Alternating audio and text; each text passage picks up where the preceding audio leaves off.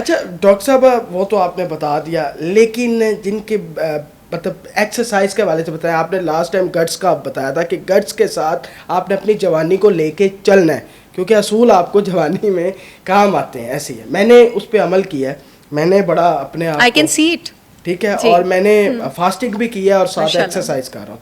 आपकी बातों से मुझे लग रहा है कि मेरे अंदर ये फ़र्क महसूस हो रहा है। अब बाकियों को भी बताएं उन गट्स का, वो बार बार वो जो आपने गट्स की बात की थी ना, वो हमारे नौजवानों को, जिसमें ख़वातीन भी आती हैं, जिसपे हमारे बहनें भी आती हैं, और सबको बताएं कि किस तरह वो कौन से असूल हैं जिससे आप जवानी जो है वो बेहतर और बुढ़ापा उससे भी बेहतर कर सकते। सबसे ज़्यादा मुझे जब भी कोई पूछता है ना कि आप कि ये कांस्टेंट एक्टिव रहने का राज क्या है, सीक्रेट क्या है, या जो भी चीज़, तो मैं कहती हूँ मेरी रूटीन। आपकी फलाह का राज और आपकी बर्बादी का राज दोनों आपकी रूटीन में छुपा हुआ है। दोनों, अगर आप कामयाब हैं वो भी रूटीन की वजह से हैं, बर्बाद हैं वो भी आप रूटीन की वजह से हैं। रात को जल्दी सोएं, सुबह जल्दी उठें। हमारे मज़हब में इतना ज़्यादा एम्फेसिस है सुबह की सैर पे, there is a reason behind it. मैं आपको इसकी स्पिरिचुअल रीज़न भी बताऊं, लोगों से मिलने से पहले सुबह पहले अपने साथ मुलाकात करें। बुल्ला मैं कौन, पहले अपने आप से मुलाकात करें, और उसके बाद जाके लोगों से मुलाकात करें। और उसकी रीज़न एक ये भी है कि आपका पूरे दिन का जितना स्ट्रेस होता है, जब आप सुबह बाहर निकलते हैं वॉक करने के लिए, वो रिलीज होता है। प्लांट्स उस टाइम ऑक्सीजन छोड़ रहे होते हैं। आपको पता है जब प्लांट्स ऑक्सीजन छोड़ रहे होते हैं और आप बाहर जाते हैं तो आपके जिस्म का स्ट्रेस हार्मोन कॉर्टिसोल नीचे आता है। जब आपका स्ट्रेस हार्मोन कॉर्टिसोल, जब आपकी टेंशन ही सुबह सुबह नीचे आ गई है, you can think everything with better clarity. और उसके अलावा बड़ा ही सुनहरी असूल, भूख लगे तो खाएं और फिर भी भूख रख के खाएं। उसके पीछे हमारे नबी सल्लल्लाहु अलैहि वसल्लम ने भी यही फरमाया, और उसके पीछे मेडिकल रीज़न भी है। आपका दिमाग का जो सैटिस्फैक्टरी सेंटर है, यानी दिमाग का वो एरिया जो आपको बताता है कि आपका पेट भर गया है, वो 20 मिनट बाद आपको बताता है पेट भरने के बाद।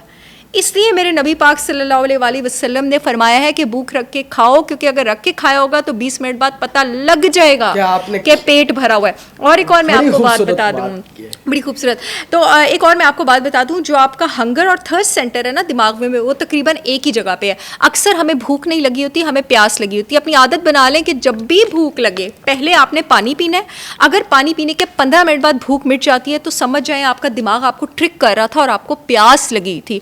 और अगर आपकी भूख नहीं मिटती है तो इसका मतलब है भूख लगी नहीं। तो यहाँ से आना, पेट कम करने का तेज तरीन तरीका क्या है?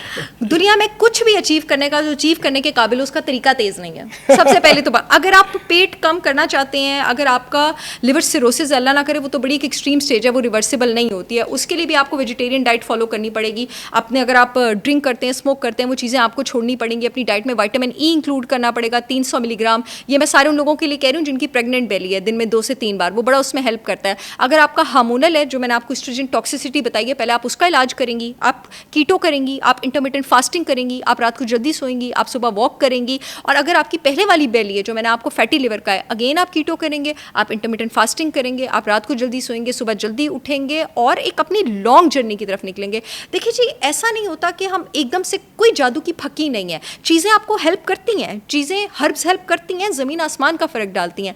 लेकिन ऐसा होता है कि आप किसी रास्ते की तरफ निकलते हैं, तो जब आप कुछ अर्सा उसकी तरफ चलते हैं, फिर जब आप एक दिन पीछे मुड़ के देखते हैं तो आपको नज़र आता है कि आप वहाँ पे चल चुके हैं और अब आपको रिजल्ट्स नज़र आ रहे हैं। तो जैसे आपका बेड़ा करके एक दिन में नहीं हुआ ना, बेड़ा सुधर भी एक दिन में नहीं सकता, ऐसे ही। अच्छा, योगा और एक्सरसाइज में क्या फ़र्क है? देखिए जी, yoga is a kind of meditation as well. Exercise में आपके पास बॉडी की विग्रस मूवमेंट्स हैं, विग्रस ट्रेनिंग है। योगा एक ऐसी चीज़ है जो कि आपके बॉडी के फंक्शंस को भी हेल्प करती है, कार्डियोवैस्कुलर सिस्टम को भी हेल्प करती है। अगर मुझे दोनों चीज़ों में से एक चीज़ चूज़ करना हो, मैं योगा चूज़ करूँगी। आपके रेस्पिरेटरी सिस्टम को भी हेल्प करती है। मेरी एक पेशेंट थी, उनका यूट्रस प्रोलैप्स हो गया था, बाहर ऑलमोस्ट निकल आई थी। योगा से उन्होंने अपने यूट्रस की पोजिशन ठीक की है। यस, मतलब yes yes yes, it was a uterus. तो योगा में बहुत ज़्यादा ताकत है, उसमें एक्सरसाइज भी बहुत ज़बरदस्त चीज़ है। वो लोग जो हिट करते हैं, हाई इंटेंसिव ट्रेनिंग जो होती है, जो स्ट्रेंथ ट्रेनिंग करते हैं, आपकी फैमिली में इसमें इतनी ताकत है स्ट्रेंथ ट्रेनिंग में कि अगर आपकी फैमिली में हड्डियों की बीमारी है तो आप उसको रोक सकते हैं स्ट्रेंथ ट्रेनिंग की आदत डाल के। बिकॉज अगर आप हफ्ते में 3 बार भी स्ट्रेंथ ट्रेनिंग करते हैं, आपका कैल्शियम और फॉस्फोरस वापस जाके हड्डियों में डिपॉजिट होना शुरू हो सकता है। बिल्कुल। अच्छा डॉक्टर साहब, आप वज़न कम करने के लिए कौन सी सब्जियां जो हैं वो फ़ायदा मंद है? मतलब किस तरह खुराक होनी चाहिए ताकि ये पेट ना बढ़े, खूबसूरत रहे हमेशा, ऐसे मतलब बेहतरीन आपका पेट रहे, अंदर ही रहे। अच्छा, स्टार्ची वेजिटेबल्स जो हैं जैसे आलू हो गया, कॉर्न हो गया, इनसे आप कंपैरेटिवली दूर रहें। और अगर आप फैटी लिवर ट्रीट करना चाहते हैं, साथ अपना वजन कम करना चाहते हैं, जो क्रूसीफेरस वेजिटेबल्स हैं, जैसे जितने ग्रीन लीफी वेजिटेबल्स हैं, आपके पास गोभी हो गया, आपके पास ग्रीन लेटिस लीव्स हो गए, आपके पास स्पिनिच हो गया, अगर कोई ब्रोकली अफोर्ड कर सकता है, केल अगर आपको अवेलेबल है आपके पास, ये सारी चीज़ें ग्रीन लीफी वेजिटेबल्स, इनको ज़ीरो कैलोरी वेजिटेबल्स भी कहा जाता है। ये एक तीर से दो शिकार करते हैं, इनमें कैलोरीज भी कम होती हैं और दूसरा ये आपका फैटी लिवर ट्रीट करने में भी हेल्प करते हैं, तो ये बेहतरीन सब्जियाँ हैं। एक तो ब्लैक कॉफ़ी का बता दें कि वो फैटी लिवर के लिए कितनी फ़ायदेमंद है, और दूसरा कहवा हम बहुत शौक से पीते हैं, बिल्कुल, उसका सही टाइम क्या है कि हम सही टाइम पे पी रहे हैं वो भी बता दें, और वो हमारी बॉडी के अंदर वो जो मोटापे को कम करने के लिए कितना फ़ायदेमंद है। कावे का बहुत ज़्यादा फ़ायदा है। मैंने अपना एक वेट लॉस कावा निकाला हुआ है, स्लिम शॉट टी, और एक मैंने डायबिटीज़ को कंट्रोल करने के लिए भी निकाला हुआ है, डायफिक्स टी, और मैं आपको उसके इंग्रेडिएंट्स बताती चलूँ। ये सारे हर्ब्स आपके वेट लॉस करने में जो है वो काम आते हैं। जैसे मेरी स्लिम शॉट टी में आपके पास नींबू के छिलके, लेमन पील मौजूद है। अब मैंने नींबू का छिलका क्यों डाला है, आपको पता है नींबू का रस क्यों मशहूर है वज़न कम करने के लिए? क्योंकि उसमें विटामिन सी होता है, और विटामिन सी जिस्म के डिफरेंट हिस्सों से चर्बी लेके आता है, उसको जिगर में लेके जाता है कि तुम यहाँ पे जाके डिस्ट्रॉय हो। जो नींबू का छिलका होता है उसमें नींबू के रस से भी ज़्यादा विटामिन सी होता है चर्बी गालने के लिए, इसलिए मैंने अपनी स्लिम शॉट टी में लेमन पील इंक्लूड किया। उसके साथ मैंने उसमें ग्रीन टी एक्सट्रैक्ट्स इंक्लूड किए हैं। ग्रीन टी एक्सट्रैक्ट्स में आपके पास एक कंपाउंड होता है ECG, एपीगैलोकैटेचिन।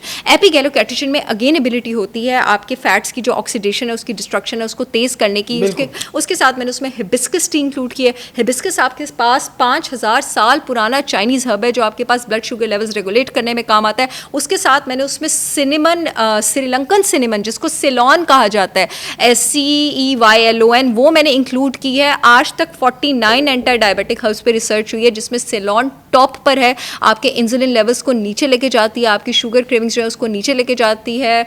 सो ये सारी कुछ हर्ब्स और इस तरह की कुछ हर्ब्स मैंने इंक्लूड किया। और इनको लेने का बेस्ट टाइम क्या होता है? खाने के 30 मिनट के बाद कावे की तरह आप इसको बना के पी लें। जैसे मेरी स्लिम शॉट टी और मेरी डायफिक्स टी, जब आप उसको ओपन करेंगे तो उसमें आपको गंदे गंदे टी बैग्स नहीं नजर आएंगे, उसमें आपको फ्रेश नायाब हर्ब्स नजर आएंगे जिन सबका मैंने नाम लिया है। तो नहीं है आप वाली? नहीं, बिल्कुल भी नहीं। आपको पता है पाकिस्तान में शिपमेंट हो रही है तो पाकिस्तान की ऑडियंस के हिसाब से, और फिर एक डब्बा आपका 1.5-2 महीने चल जाता है। तो इस तरह की, तो आप उसको कावे की तरह पकाएं, उसको 20 से 25 मिनट आप स्टीप होने दें, आप ढक के स्टीप होने दें। उसके बाद आप उसको मज़े से पिएं। लेकिन उसके साथ साथ ये भी बहुत ज़रूर, आपका आई एम सॉरी दूसरा सवाल क्या था? एक तो ये चाय से रिलेटेड था ना, दूसरा था फैटी लिवर के लिए ब्लैक कॉफ़ी। ब्लैक कॉफ़ी बहुत अच्छी चीज़ है दैन वो, इससे बिकॉज असल में जो कॉफ़ी लेना किस टाइम? बिल्कुल मैं बताती हूँ। असल में जो कॉफ़ी होती है आपके पास वो होती ही ब्लैक कॉफ़ी है। जब आप उसको दूध में डालते हैं तो आप उसको ख़राब कर देते हैं। ब्लैक कॉफ़ी और ब्लैक टी में आपका मेटाबॉलिज्म यानी बॉडी का कैलोरी बर्निंग प्रोसेस तेज़ करने की बहुत ज़्यादा एबिलिटी होती है। सुबह खाली पेट ना लें उसको, सुबह आप जब भी डायबिटीज़ के पेशेंट भी ले सकते हैं? बिल्कुल ले सकते हैं। सिर्फ अल्सर के पेशेंट ना लें, वो पेशेंट ना लें जिनके जिस्म की तासीर बहुत ज़्यादा गर्म है, ठीक है, जिनको कैफीन आपके पास सूट नहीं करती, नहीं बिल्कुल ना लें। गट के पेशेंट्स ना लें। बाकी अगर आपको गट का प्रॉब्लम नहीं है, आप वेट लॉस करना चाहते हैं, या चाहे आपको कोई हार्मोनल इशू भी है, आप डायबिटिक भी हैं, आप कोलेस्ट्रॉल ब्लड प्रेशर, लेकिन गट का इशू नहीं, आप उसको लें, आप उसको ले सकते हैं। लेकिन सुबह सबसे पहले जो आपके जिस्म में चीज़ जानी चाहिए वो पानी जाना चाहिए।